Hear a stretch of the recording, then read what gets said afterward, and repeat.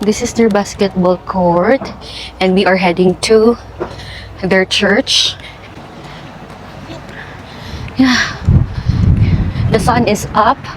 It's around 2 in the afternoon. Pero ang hangin bugnaw. Panington ta diri very slight. Very slight ra sadjud kaayo. Under renovation ang ubang parts niya. Kanindot sa hangin. Muna siya ang kilid. Narito ang front. So this is the atubangan sa church.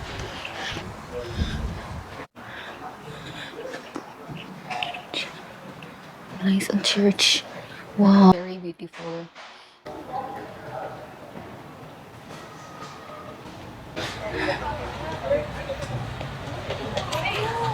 This is your POV if you will be visiting Sagada anytime soon.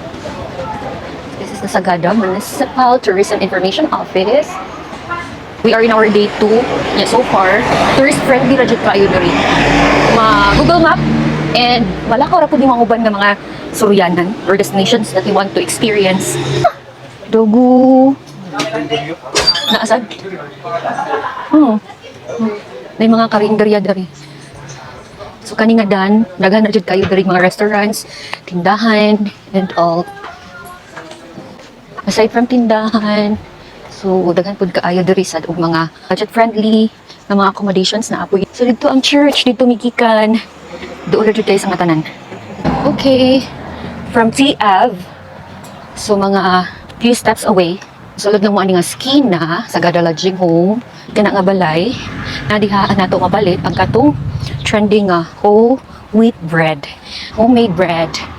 Atong tilawan, if this is worth the walk. Sakit na kaayo ang atong mga TL.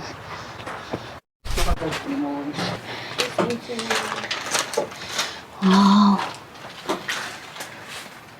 Sure, nice. And this is the view. Nakapalit na ni. So, tulo ka flavor sa mong gipalit. And this is the chocolate with the chocolate filling inside. Yummy siya, guys. Yummy siya. And it's nutritious. Hindi na mo gipalit. Kana ang balay.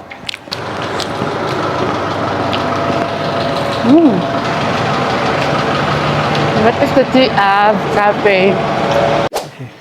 Okay. Hello. So, itong nasa harap natin, harap nyo, ito yung sinasabi ko kanina na cemetery. So, ito yung pinaka-community cemetery dito sa Central Sagada. Kasi, yung unang nakikita ng mga taong pumapasok dito is yung nicho na ko. Dati wala dito, just after pandemic lang itong mga dito. Ito na, ito yung unang nakikita. It's very eye-catching kasi may glass. So, may kwento ko yung glass na yan. Nabuhay ko po yung taong to. Isa siya sa pinaka-active when it comes to rituals, culture, sa tradition dito sa bayan. So, makakonsider natin siya as one of the elders. So, ang isa siya sa mga consider natin na isa. Forever. Ulam lang yun. Sabi mo gusto ka sumama doon sa open. Sa holy matrimony, sa sasabihin natin, give that to us. Pero It's beyond that kasi hanggang kamatayan, magkasama ka rin.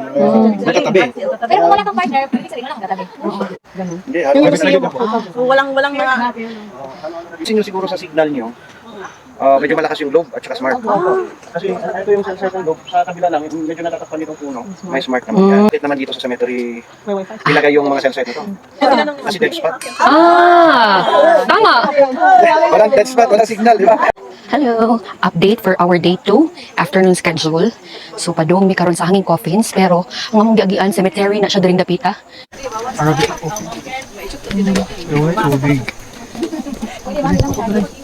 Ano yan? Puro? Mga coffee? Yung mga tanim na yan. Going up? Finally, we're here. And, muna siya itong view karon. Okay. That one. Okay, those are some of the hanging coffins here in Sagada. According to our guide, thousands of coffins na are being hanged sa mga areas na ganito. Angle na mas malapit yung mga hanging coffins. Ano yung mga kasama ko? Taking pictures on that rack. Maybe you notice there are short ones and there are long ones. So let's just focus on the short ones because that's how we do it traditionally. So mahaba is already so much more sensation. Lahat ng ilalagay dito are elders. Our definition of while ago about elders, they are the ritual leaders, they are the ritual masters here in the village. Bakit lang maliliit yung mga katao nila? Kasi binaluktot yung mga katawan nila. Nakikita ang position pa nila. It was our position when we were still the one of our mothers when we came out of this world. It should also be our position if we pass away. They said it's hard to fold the body kasi limit na, bigas na. Hindi namin in-enable sa just a few days. Kasi average is 3 days. After 3 days, mag-start niya na mag-decompose. Then, doon din sa habang pinaglalamayan, imbis na nakaigayan, nakaupo sa isang kuwan. Usually, the first day, nakaiga lang naman tayo. Kasi may mga rituals muna na kailangan tapusin.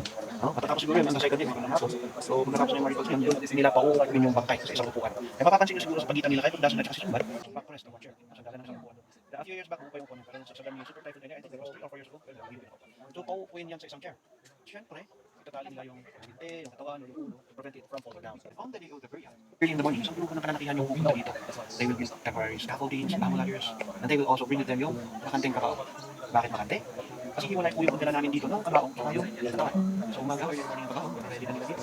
Then mga bandang hapon after lunch, yung katilang after lunch, kung nila dalhin dito, syempre may mga dasal lang, rituals mo yung mga babalututin nila yung katawan kahit malagot sa niya, pipilitin nilang balututin. Then they will wrap it with a traditional hand woven blanket na kasi ginawa ng sa kakay. So parang hindi. Bumot ma'am, pinalukot tapos nilap na tayo, yung parang ano na nasa isip niyo. So kung ano yung pinalukot at pinalot na katawan niya, siya nakabalukot na, di ba? Balik na lang. Ganun ang mismo bubuhat ito, balikan. Siyempre mabigat. So, for example, if ever ako yung nagbubuhat, kung napagod ako, pasok ko sa bangkaw.